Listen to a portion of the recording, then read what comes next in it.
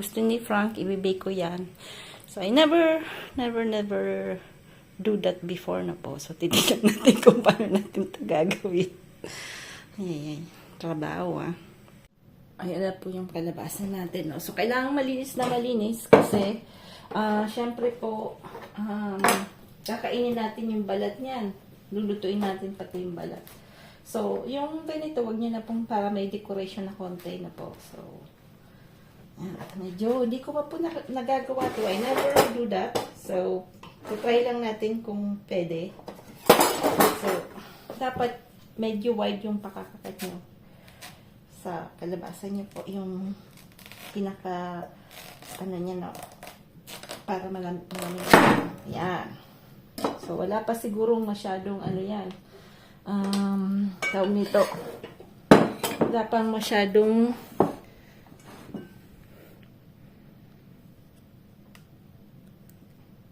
yan, medyo magulaw. So, kukunin lang natin to. So, tagal-tagal to. So, pwedeng maglaba muna po kayo. Joke. So, pag wala po kayong ganito, bumili po kayo. Kasi mahirap gawin kung walang ganyan. Mura lang yan. Yan, punta po kayo sa wheat or something. Yan. So, kakainin natin pati yung mga pisog na yan kasi ano pa naman yan, medyo tag nito, malambot pa. So, tikman pa rin ito. Sarap. Sarap siya kahit ano po siya, kahit hindi mo lutuin. No? Yan po yung mga kinakain ng mga Thailand na yung maliliit na ganito. Kinakain nila yan na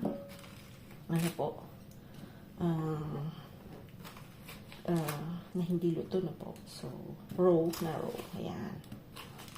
So, medyo matagal-tagal po ito. So, tatry lang natin kung pwede, di ba po? So, yung mga nasa ibang bansang pwede po kayo magtanim ng kalabasa. Kasi, mabilis po siya magbunga at lumaki. So, sarap. Siguro mas maraming vitamin na pag kinain mo itong hilaw.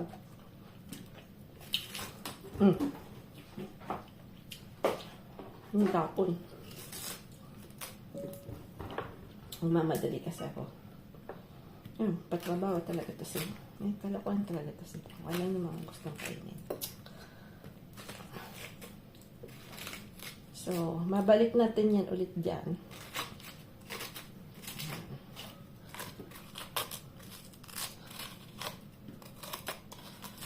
So, dapat medyo malinis yan po. Medyo, hindi naman masyadong manipis. Basta pwede po nating ilagay ulit ito. So, yan, i-mixer natin yan. Kung wala pong mixer, pwede din nating anuhin yan. Anuhin lang natin. Kutsilihin lang natin. Kasi, natamad akong mixer. Ayan.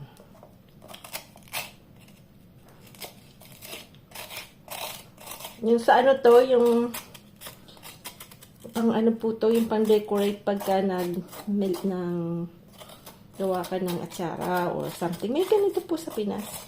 Kaya pag wala po kayo at gusto nyo gumawa ng something na kakayo rin, hindi na lang po kayo kasi magamit na. Hindi naman siya gamitin lagi. Kaya lang, kung gagamitin mo,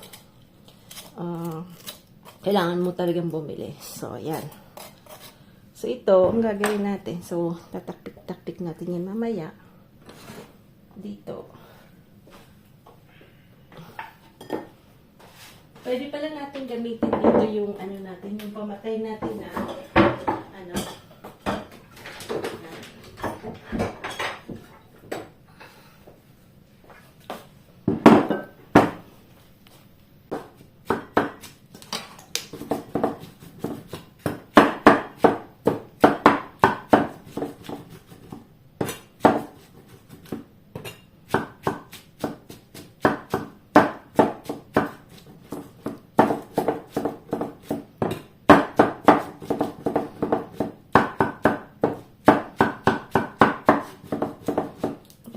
po siya. Yan.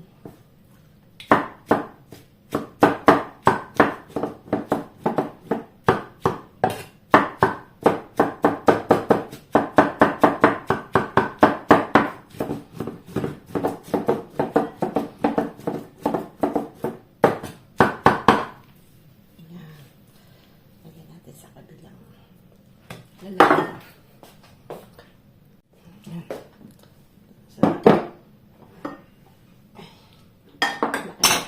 Natin ang kaunti ng sabong-sabong. So, ito lalagay natin yan dito.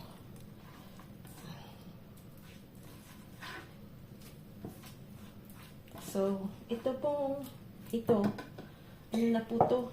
Ito po talaga yung totoong antique kasi siguro may, ano na po siya, 150 years itong tuktukan na to.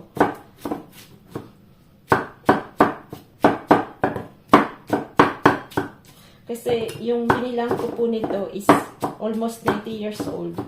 Eh, sa lola niya pa po daw to.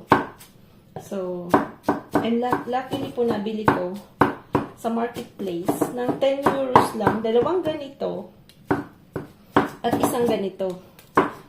Pagka may nagtitinda po niya ng mga sa antique shop, it's almost like 200 or 150 euro, isa lang.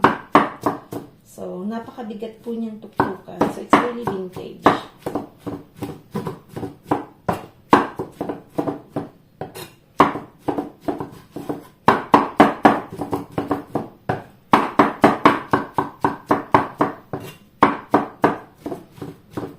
Pero, mabagal-bagal siya.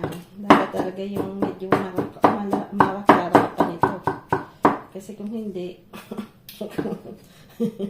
baka hindi. Busit ka ng konti. Yan. So, try lang natin. Parang tingnan natin yung kung ano yung buhay dati ng panahon na po. Kain nga lang isa.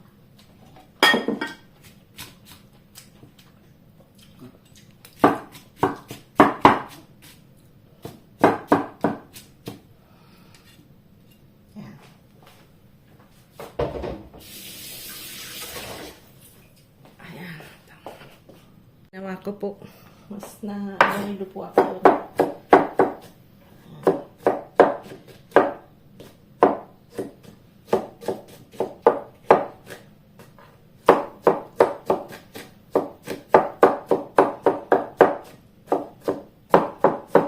So, kahit hindi masyadong durog, kasi madudurog naman yan sa pag kinain natin, durog din yan. So, yan. So,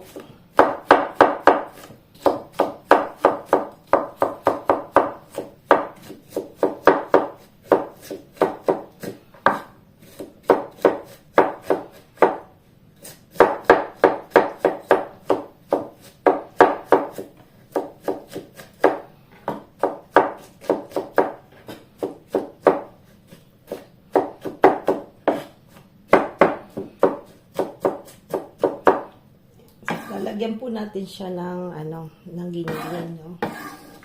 Siyempre lagyan natin ng lalagyan natin siya ng onions. So, lalagyan po natin siya ng onions na po. So,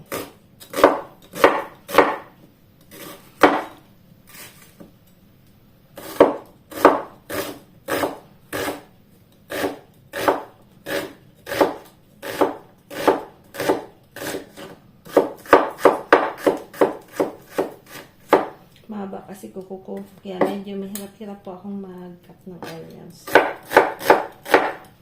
Mas maganda talaga pag pudpud. Iba yung grip pag walang kuko.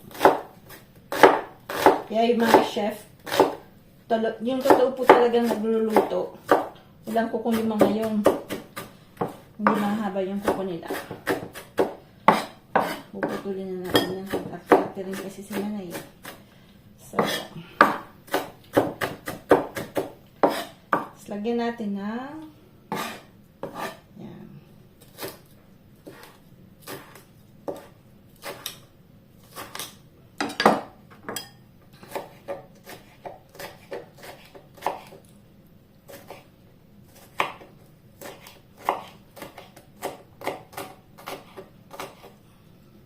i-pre-cook natin yan.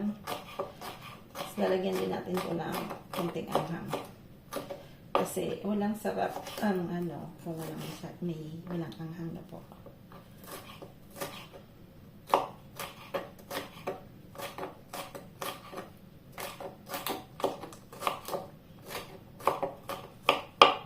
Yan. Tapos, bawang. Saan ba yung bawang natin? Bawang natin nandito. Ano po yung bawang natin? Ano po to? Tawag dito is rose. Kasi may violet na garlic dito. Tapos, pink garlic. Kasi pinkish po yung kulay niya. Tingnan niyo po, pinkish.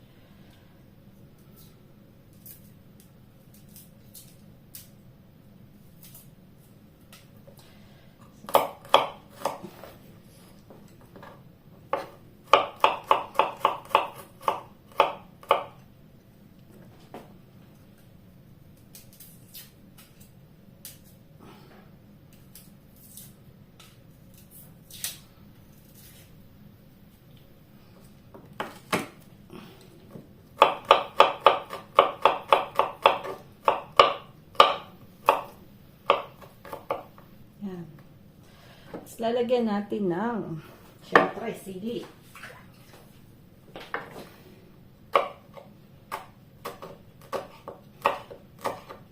Yan, wag na masyadong maahang. Baka naman. Yan. Yan, i-cook po natin yung muna bawang. Hindi pa mainit. So, bawang muna. Wala, hindi pa siya mainit.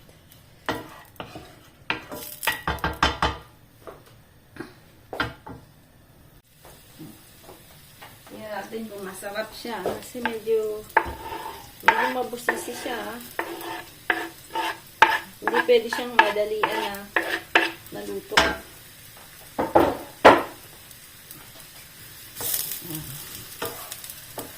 So, bawang, sibuyas, saka bell pepper.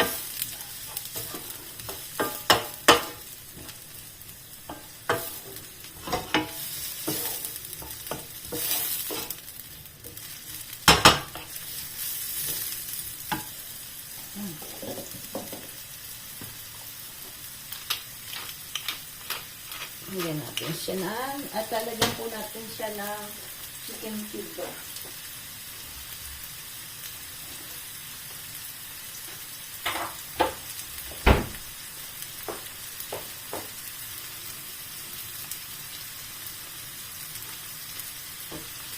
Lahat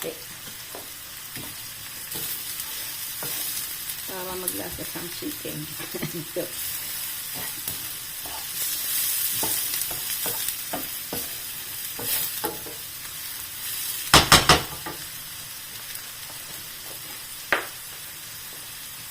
Lalagyan natin siya ng vinegar.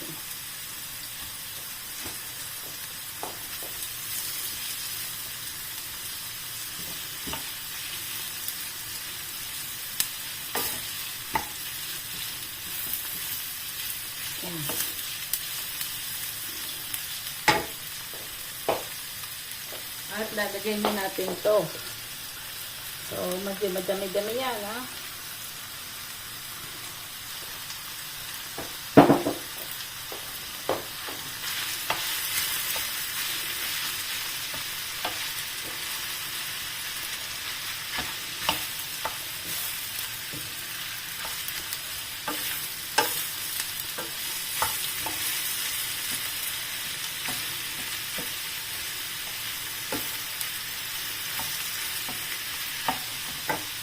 Yan natin ng kunting, curcuma.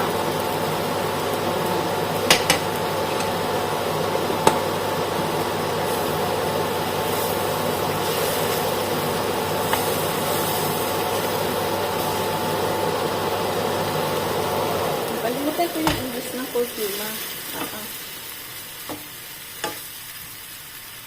Yan.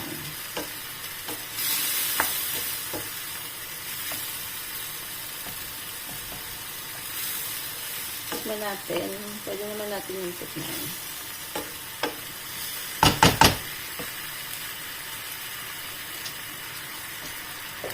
Lagyan natin ng patis. Anghang. Kaya lang matabang. Patis. Okay.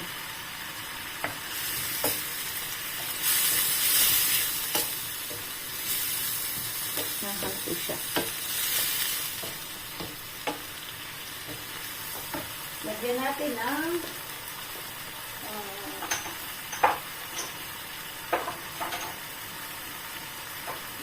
ng curry na po. Sarap din po yung curry. Kasi para hindi po siya pag ito yung bland, yung parang walang lasa na po. So,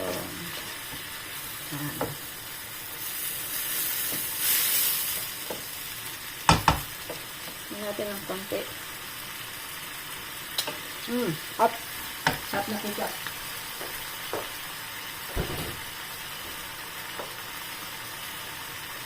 At syempre, nalagyan natin siya ng cream. Siya po yung magpapasarap dyan. Kung gusto nyo ito, ay magpabukas.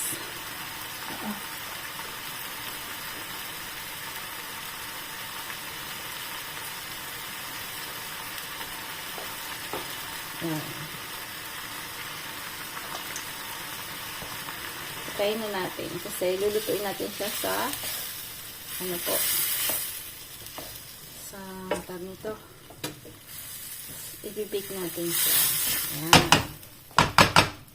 So, lalagay na natin siya dito. So, ang gagawin natin, hindi natin lalagay masyado yung tubig kasi yun ang ilalagay natin sa ano po, sa yun ang isasabaw natin. So, may ganito po kayo. Nabili ko po to sa Chinese store. So, marami naman yan sa Pilipinas lalo marami. So, yeah.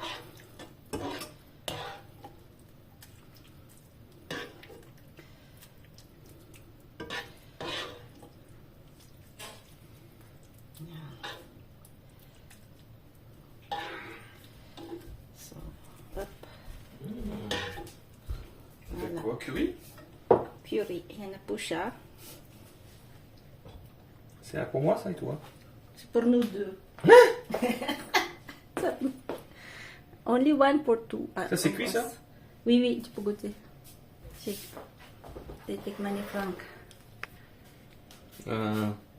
Maliit. Pwede maliki? Malaki. Malaki? Yes, malaki. Ito siyang patikin. I need to find a small thing for that. Wow! Dami yan ha. Tikim lang dapat ha. J'ai faim, hein? La tienne. Caméra? I'm shy. Hot. Ah bon? Ça, c'est une missing. Tu vois? Ah, non. C'est vrai? No, it's very good. Good. I have to put something small. Oh my god, Namari, I don't have to eat before Bawal me. lang. Sisa. So, ilalagay natin sa paragilid na to. Kasi hindi na natin siya, yan, dito natin, sasabaw natin yan dyan. Yan. Up. Sayang. Up.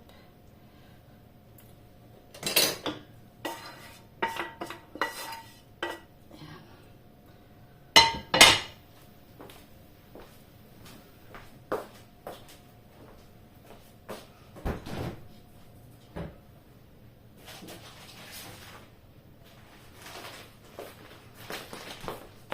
Then we will put some, ano po.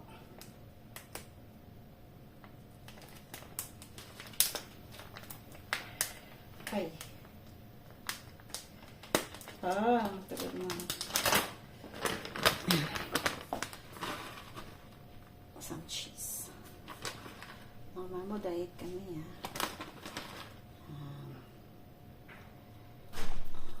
mamaya lulutuin natin yan.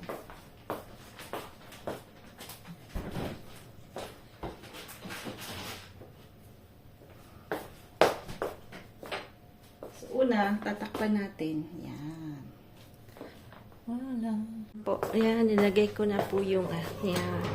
Bali, binamari ko po siya, no? So, bamari, ang tawag po dyan, yung lalagyan nyo ng tubig, tapos ipapatong nyo. Ang tawag po dyan, bamari. Ayan, nagba si Marie. Wow. Ayan na po siya, kaya lang hindi natin kita. Mamaya natin mausok. Yan na yung ano natin, bake kalabasa. Tapos ang papartner natin dyan ay sinangag chow fan. Chow fan po. Yan na po yung ano, bake kalabasa. Ah oui, c'est vrai, c'est ça. C'est pour au-dessus du fromage. C'est gratte. Il est horrible. Yum, yum.